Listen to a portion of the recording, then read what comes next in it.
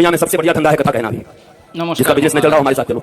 এই एक महीने बाद ऐसा लॉन्च करेंगे कि तुम भी कहोगे तो मजा आ गया गुरुजी, तो ऐसा धंधा मुझे चाहिए। চিরন্তন সত্য जिनके जिनके पास कोई बिजनेस नहीं है, चलो मेरे साथ भेजो अपने बच्चों को 1.5 महीने के वृंदावन চিরন্তন সত্য हमारे आश्रम में। তাকে ऐसा सुंदर कथा कहने सीख जाएंगे 7 दिन का, और 3 ढाल तंगुरा लेकर के देश में ऐसी कमाई होगी कि 5-7 पीढ़ी तक बाबा जी कहलाओगे, आचार्य जी आराम से बैठ करके लौड़ी खाते रहना, मौज करते रहना।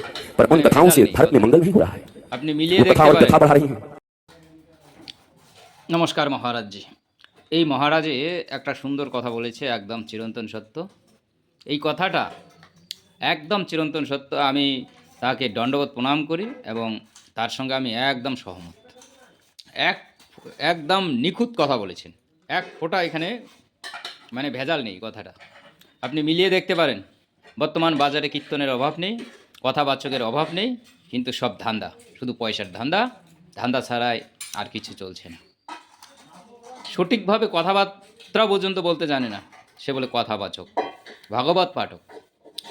শুধু মুখস্থ বিদ্যা কিছু পড়ে নিয়েছে, শিখে নিয়েছে, বাদ সে।